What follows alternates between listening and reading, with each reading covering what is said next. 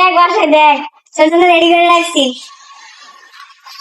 ও ঘোড়ামুখী তো চুলে ঘোড়ার রং আছে, এখন একদম পারফেক্ট হয়েছে না বলো? ঘোড়ার লেজ দিয়ে এখন কেমন একটু লালটি লালটি। ও নিজেকে ঘোড়া প্রমাণ করার জন্য নিজেকে উঠে পড়ে লাগছে, বুঝছো? তোমার দাঁড়ো ক্যাপো, আর দাঁড়িয়ে হচ্ছে আমার ওই যে জামাইকে দেখো না, সেই জামাই। আপু তোমার টালা বাজাইছে যে তুমি বস্তিগুলো থেকে চলে আসতে পারছো। আপু আমি নিজেই বসছি, অনেক খোঁজাখুঁজির পর আকি আপুর জন্য তোমার আইট পাইছি। শারিন তাই?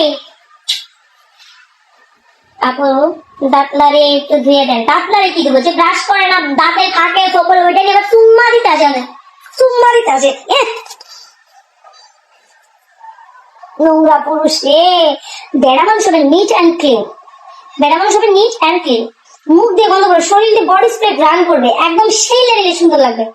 ওর গা দিয়ে খালি করে পাঠা পাঠা গন্ধ। ওই যে হিন্দুরা বলি পাঠা দেয় না, ওরকম পাঠা পাঠা গন্ধ করে, ছাগল ছাগল গন্ধ করে।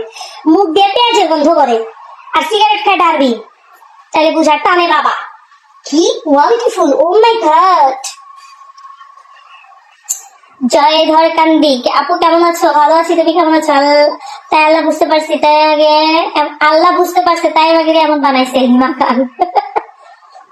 তার দাঁতে গন্ধ, শুধু গন্ধ না, দুর্গন্ধ, পচা গন্ধ, মারাত্মক ডেঞ্জারাস গন্ধ। পার্লারে গেছিল তখন দেখছিল, হ্যাঁ আমাকে একটা স্ক্রিনশট পাঠাইছিল, ওটা কি ওর পা না আব্দুল জলিলের পা? আমাদের পাশে আমাদের এখানে একটা আব্দুল জলিল আছে, পা খাইলে উতার এরকম নোক। আমি তো প্রথমে ভাবছি আব্দুল জলিলের পা, পরে যে পাঠাইছে তাকে তারা একটু ভালো করে দেখলাম যে না, এ তো আব্দুল জলিলের বাড়ির আশেপাশে কেউ না।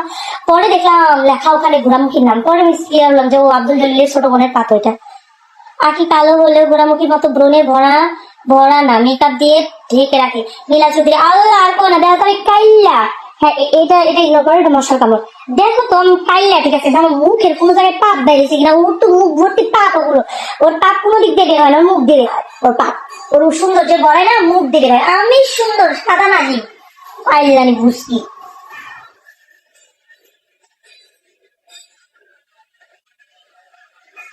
কেমন ছেলে পছন্দ? তার কি দাড়ি থাকা লাগবে? তুই লাইভ শেষ করে আমার ইনবক্সে আসিস, তোর আজকে ধুলাই দেবো আমি।